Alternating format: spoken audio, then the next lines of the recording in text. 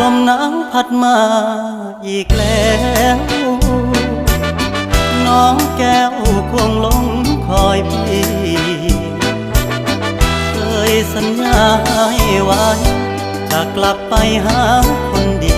เพราะน้องพี่คงจะกลัวลมหนาวพัดมาอีกคน